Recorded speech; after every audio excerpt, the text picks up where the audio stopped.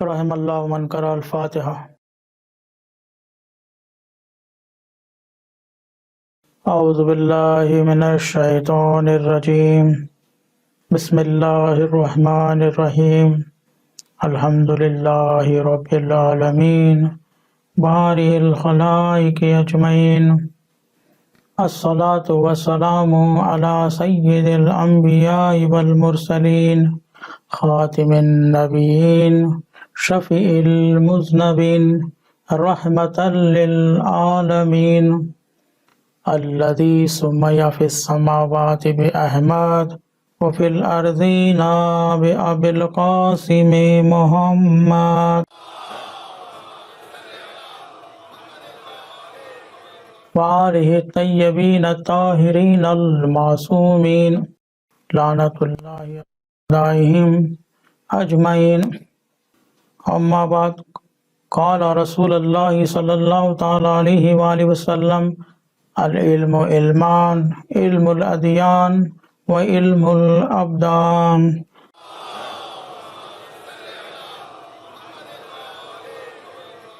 اس حدیث کے ذیل میں ہماری بحث چل رہی ہے مرض القلب کے متعلق۔ روحانی بیماریاں ایک ہوتی ہیں جسمانی بیماریاں اور ایک ہوتی ہیں روحانی بیماریاں۔ جسمانی بیماریاں اتنی خطرناک نہیں ہیں جتنی روحانی بیماریاں ہیں۔ مولا کائنات حضرت علی علیہ السلام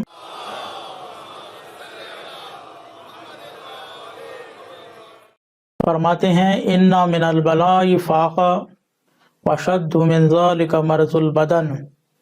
یقیناً فاقہ ایک بلا ہے، لیکن اس سے بڑھ کر جو بلا ہے وہ مرض البدن، بدن کا مریض ہونا۔ وشد من ذلک مرض القلب، لیکن اس سے بھی بڑی بلا کیا ہے؟ دل کا بیمار ہونا، یعنی روحانی بیماری۔ وَإِنَّ مِنَ النِّعَامِ سعة المال، یعنی نعمتوں میں مال کا حاصل ہونا ایک سعادت ہے، لیکن اس سے بڑی سعادت کیا ہے؟ وَأَفْضَلُ مِنْ ذَلِكَ صحة البدن، اس سے بڑی سعادت یہ ہے کہ انسان تندرست ہو۔ وَأَفْضَلُ مِنْ ذَلِكَ تَقْوَى الْقُلُوبِ، لیکن اس سے بڑی سعادت کیا ہے کہ انسان دل کا مریض نہ ہو، یعنی اس کو قلب کی بیماری نہ ہو، روحانی بیماری نہ ہو۔ یہ حدیث اعمال توسی، بحار الانوار اور نہج البلاغہ میں بھی آپ کو ملے گی۔ آج جس بیماری کے بارے میں بات کریں گے وہ ایک سخت ترین، یعنی یوں سمجھیے کہ کینسر ہے۔ کچھ ایسی بیماریاں ہیں جو کینسر کا درجہ رکھتی ہیں، سماج میں اتنی بری ہیں، جیسے جھوٹ ہے، اور سود کا جو لین دین ہے وہ بھی ایک کینسر کے مانند ہے۔ اس کے بارے میں آخری ہماری جو مجلس ہوگی سود پر ہوگی، اور جھوٹ کے بارے میں بھی آئے گا۔ آج جو ہماری جو مجلس ہے وہ نفاق بھی ایک بہت ہی بڑی بیماری ہے، اور جس کو ہو جائے وہ اس کا جنت میں جانا مشکل ہے، اور اس کا زندگی میں بھی جو کچھ وہ حاصل کرنا چاہتا ہے اس کا حاصل کرنا بھی ناممکن ہے۔ یہ جو بیماری ہے نفاق کی، یعنی منافق ہونا، یہ بیماری زیادہ تر کافروں کو اور مشرکوں کو نہیں ہوتی، یہ صرف سو کالڈ مسلمانوں کو یا ایمان والوں کو ہی ہوتی ہے، جو کہتے ہیں کہ ہم ایمان والے ہیں اور ایمان والوں کے اندر شامل ہیں۔ اس کی دلیل ہم ایک آیت دیں گے، سورہ منافقون کی پہلی آیت۔ کہا گیا ہے کہ اذا جاءک المنافقون قالوا، جب منافقین آپ کے پاس آتے ہیں کہتے ہیں، کیا کہتے ہیں؟ نشہد انک لرسول اللہ، کہ ہم گواہی دیتے ہیں کہ آپ لرسول اللہ، یعنی یقیناً آپ اللہ کے رسول ہیں۔ یہاں پر اللہ کہہ رہا ہے کہ واللہ یعلم انک لرسولہ، اللہ جانتا ہے کہ یقیناً تم رسول ہو۔ واللہ یشہد ان المنافقین لکاذبون، لیکن اللہ کہہ رہا ہے کہ میں گواہی دیتا ہوں، اللہ گواہی دیتا ہے کہ یقیناً یہ لوگ جھوٹ کہہ رہے ہیں، بات تو سچ کہہ رہے ہیں، آپ اللہ کے رسول ہیں، لیکن ان کو جھوٹا قرار دیا گیا ہے، کیونکہ یہ وہ بات کہہ رہے ہیں جو ان کے دل میں نہیں ہے۔ لہٰذا منافقوں کی ایک صفت یہ ہے کہ وہ جھوٹ، ریاکاری، حسد، فساد کے بانی ہوتے ہیں، اور یہ جھوٹ ان کی زبان پر اس طریقے سے رہتا ہے جیسے عام بات ہو رہی ہو، پتہ بھی نہیں چلتا کہ جھوٹ کہہ رہے ہیں یا سچ کہہ رہے ہیں، اتنے عادی ہوتے ہیں جھوٹ کے۔ اچھا، کیا چیز ان کو منافق بناتی ہے؟ پہلے ایک صلوات پڑھیں بر محمد و آل محمد۔ کیا چیز ایک انسان کو منافقت پر آمادہ کرتی ہے؟ دو چیزیں ہیں، اور آج بھی ان دو چیزوں کو سمجھ کر کسی کو بھی اگر منافق بنانا ہو تو یہ چیزوں کا استعمال ہوتا ہے۔ ایک حب المال و شرف، یعنی مال کی چاہت دکھانا، آس دکھانا، اور ایک سٹیٹس، ایک منصب، ایک پوسٹ کی آس دینا اور مال کا آس دینا ایک انسان کو منافق بناتا ہے۔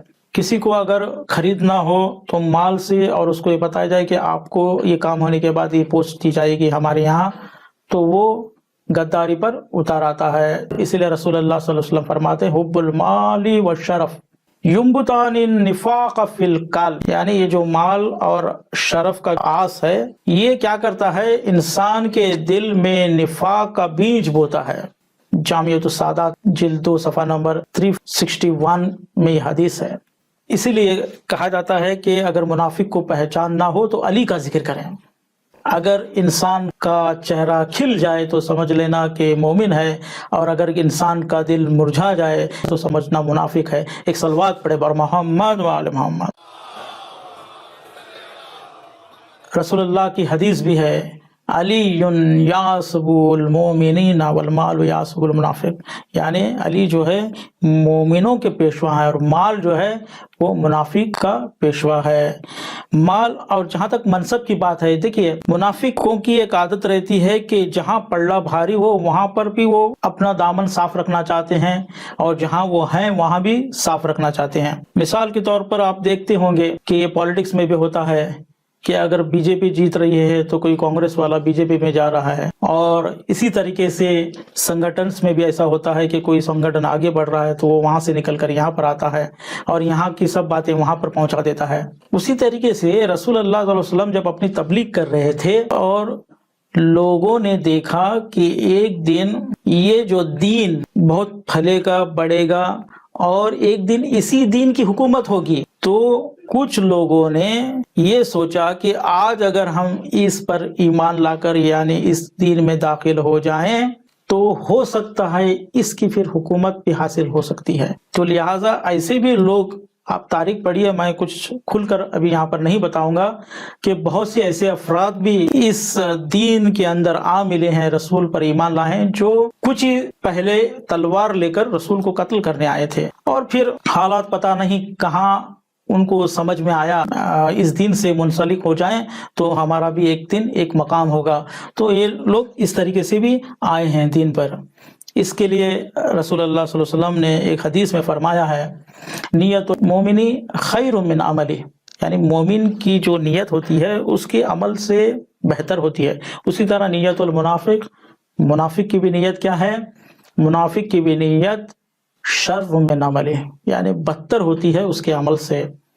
یعنی مومن اگر کوئی نیت بھی کرتا ہے تو اس کے عمل سے بھی بہتر ہے، اور اگر منافق کوئی نیت بھی کرتا ہے تو اس کے عمل سے بدتر ہے۔ صلوات پڑھیں بر محمد و آل محمد۔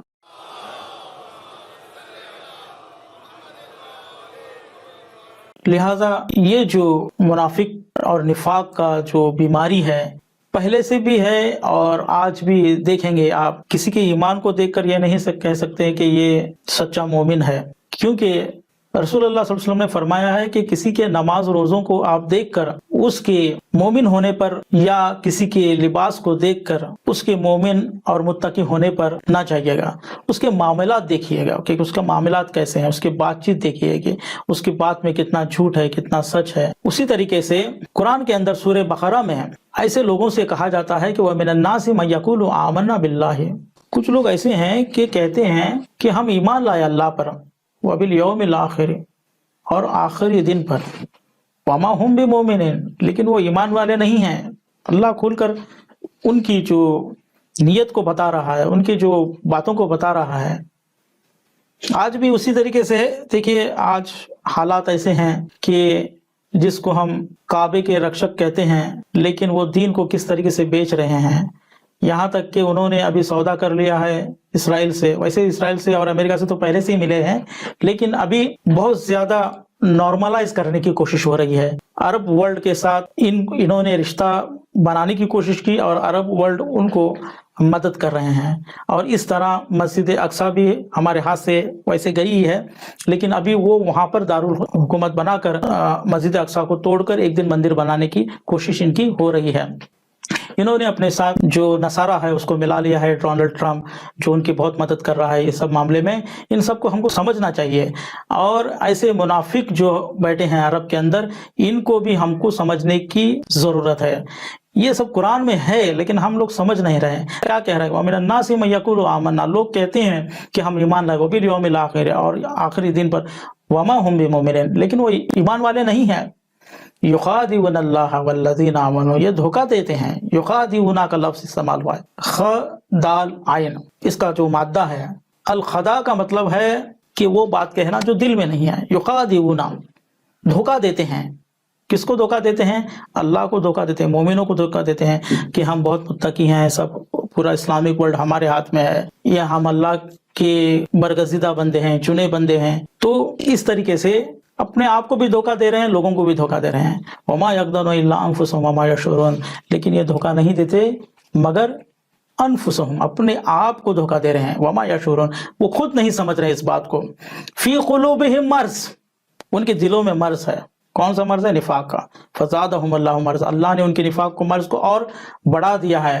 کیوں بڑھا دیا ہے؟ کہ ان کے لیے عذاب تیار کرے گا، وَلَهُمْ عَذَابٌ علیم، ان کے لیے عذاب علیم ہے، بما کانوا یکذبون، کیونکہ وہ جھوٹ کہتے ہیں۔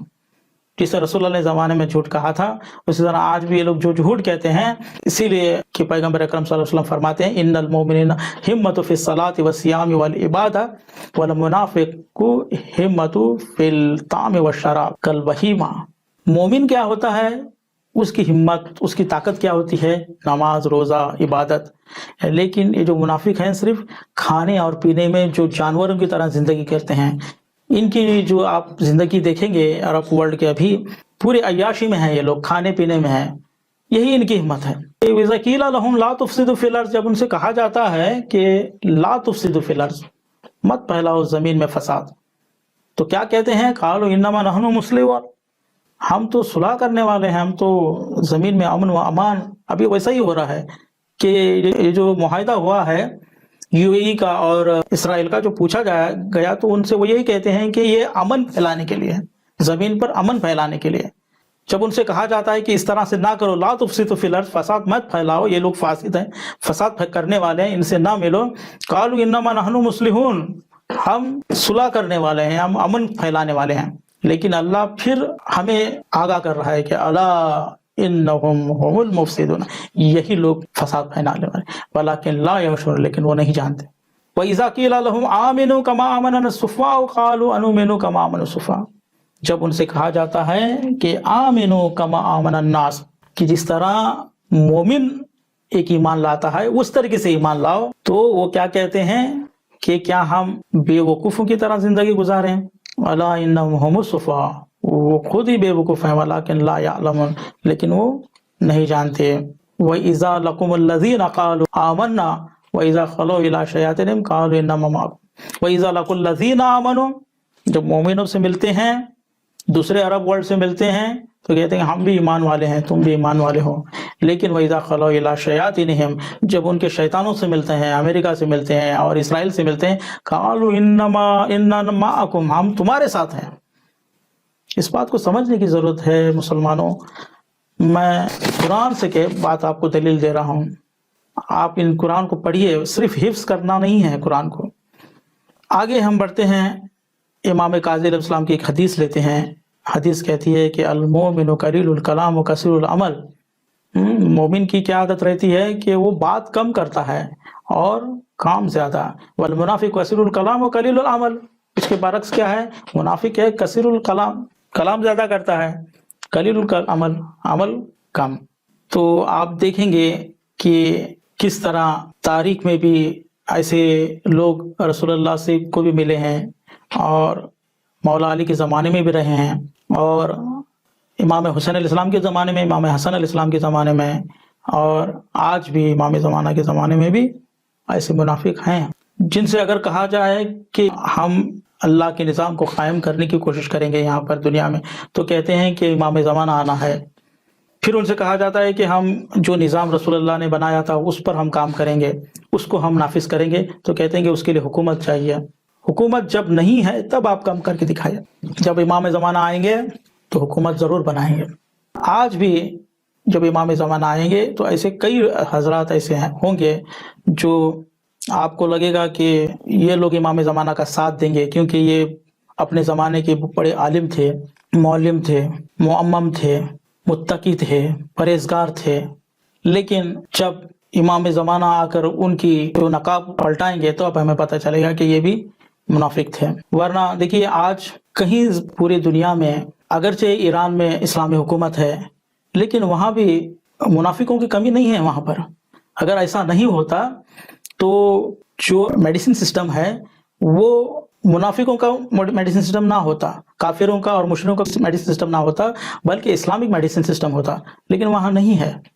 اس سے یہ پتہ چلتا ہے کہ جو یہ کھیل چل رہا ہے کورونا وائرس کا وہ وہاں بھی پہنچ گیا ہے، تو وہاں بھی WHO نے وہاں پہ رشوت دی ہے جو دوسرے کنٹریز کو دی ہے۔ وہ کتنی دی ہے یہ سب پر ہم نے بات کی ہے، اب ہمارے دوسرے ویڈیو میں آپ دیکھ سکتے ہیں، کھول کر بتایا ہے۔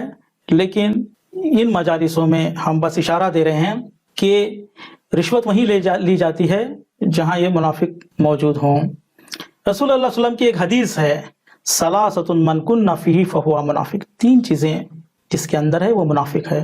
وَإِن صَامَ وَصَلَّى وَحَجَّ وَاعْتَمَرَ، پھر کیا کہا، اگرچہ وہ روزہ رکھتا ہو، وصلی نماز پڑھتا، حوضے چلاتا ہو، میں اضافہ کر رہا ہوں، وقال ممن، کون ہے وہ، اذا حدث کذبا، جب بات کرتا ہے تو جھوٹ کہتا ہے، واذا وعد اخلف، اور جب وعدہ کرتا ہے تو وعدہ خلافی کرتا ہے، واذا اؤتمن خان، جب امانت اس کے پر رکھی جاتی ہے تو خیانت کرتا ہے۔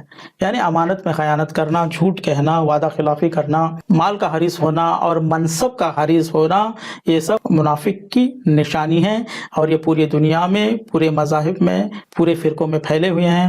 ان کو ہم کو سمجھنے کی ضرورت ہے۔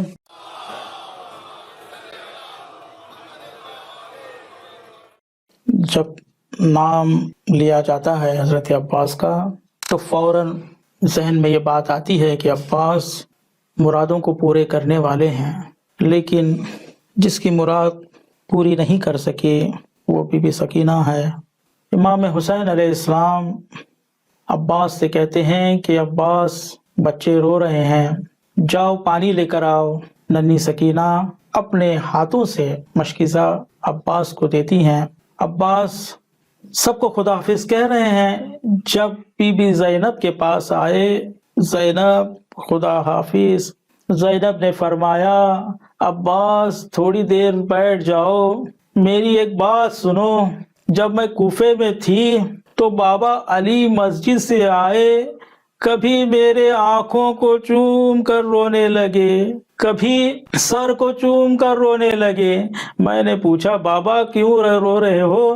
تو بابا نے کہا بیٹی ایک وقت دیکھ رہا ہوں یہی کوفہ ہوگا، یہی کوفہ ہوگا، تیرے ہاتھوں میں رسیاں باندھی جائیں گی، یہی کوفہ ہوگا، تیرے سر سے چادر چھینی جائے گی۔ عزاداروں، بی بی زینب فرماتی ہیں بابا آپ امام ہیں، غیب علم رکھتے ہیں، مگر میرا ایک سوال ہے، میرے ذہن میں ایک سوال آ رہا ہے، وہ یہ ہے کہ جس کا آپ جیسا بھائی ہو اس کے سر سے چادر چھیننے کی جرت کون کر سکتا ہے؟ لیکن مولا نے فرمایا بیٹی اس وقت نہ حسین ہوگا نہ عباس ہوگا۔ ہاں عباس، مجھے ابھی بات سمجھ میں آ رہی ہے کہ جب آپ نے خدا حافظ کہا تو مجھے یہ سمجھ میں آ گیا کہ میری جو رسیاں ہیں وہ پہننے کا وقت آ گیا ہے۔ ہاں عباس اب آپ جا سکتے ہیں۔ ایک مرتبہ عباس میدان میں آئے، دریا پر قبضہ کیا۔ روایت میں آیا ہے کہ عباس دریائے فرات کے پانی کے میں اتنے آگے چلے گئے کہ عباس گھوڑے کے پیٹ تک پانی آ گیا۔ چلو میں پانی لیا۔ قربان جائیے عباس کی وفا پر عباس کو حسین کی پیاسی سکینہ نظر آنے لگی، حسین کے پیاسے بچے آنے لگے۔ عباس نے مشق بھرا خیمے کا رخ کیا۔ بہار کی روایت کے مطابق 4000 ظالموں نے عباس کا راستہ روکا، کیونکہ عمر سعد نے حکم دیا تھا کہ کسی بھی صورت میں پانی خیموں تک نہیں پہنچنا چاہیے، کیونکہ اگر پانی وہاں تک گیا تو قیامت تک ہم حسین پر فتح حاصل نہیں کر سکتے۔ عزاداروں، مقتل ابی مکنف کی روایت کے مطابق عباس 100 ظالموں کو ہلاک کیا ہے۔ ایک ظالم نے بازو پر حملہ کیا۔ ایک مرتبہ عباس نے مشق کو دوسرے بازو سے سنبھالا۔ عجب نہیں، عباس نے کہا ہو کیا ہوا اگر تم نے میرا داہنا شائنہ قلم کیا ہو؟ جب تک عباس کی جان میں جان ہے رسول کے نواسے کی حفاظت کروں گا، جو دشمن کے نزدیک امین ہے، صادق کہلاتا ہے، اور اس دین کی حفاظت کروں گا۔ ایک مرتبہ عباس کے دوسرے بازو پر حملہ ہوا۔ عباس نے مشق کو دانتوں سے سنبھالا۔ ایک مرتبہ لشکر نے آپ کو ہر طرف سے گھیر لیا۔ جناب عباس مشق کو بچاتے رہے، یہاں تک کہ ایک ظالم نے آگے بڑھ کر آپ کے سر پر گرز مارا۔ ہاں زاداروں، آپ کا گریہ بلند ہوا۔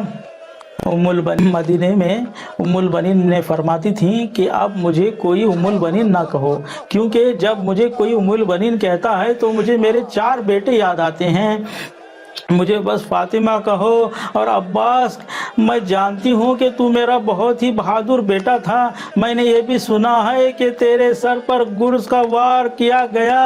سمجھ گئی تھی کہ ضرور تیرے شان قلم ہوئے ہوں گے، ورنہ کسی کی مجال ہے کہ تیرے شان صحیح و سالم ہو اور کوئی تیرے سر پر وار کرے۔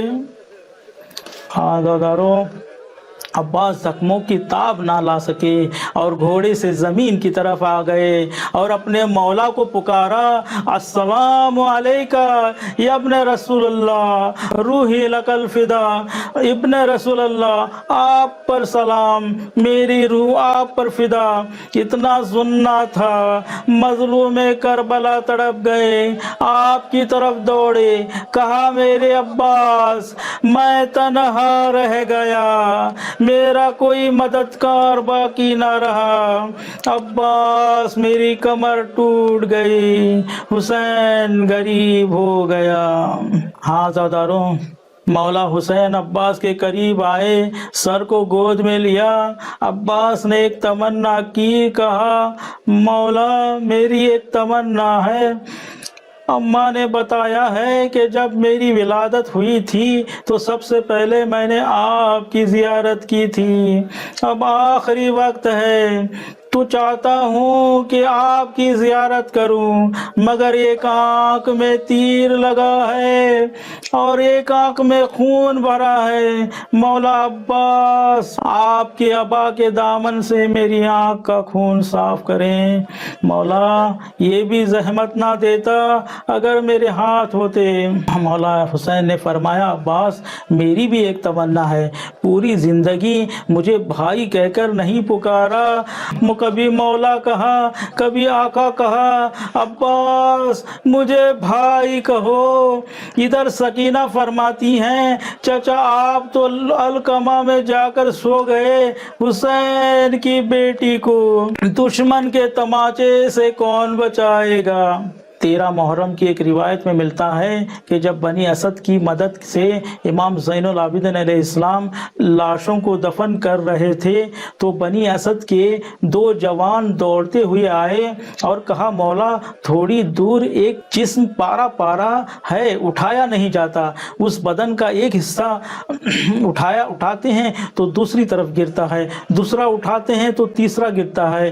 امام فرماتے ہیں، ہاں وہ میرے چچا عباس کی لاش ہے، دشمنوں کے زخم سے ان کا بدن پارا پارا ہو گیا ہے۔ علامہ صادق نجمی مقتل مکرم کے حوالے سے لکھتے ہیں کہ ایک خطیب تھے جن کا نام شیخ ستی تھا۔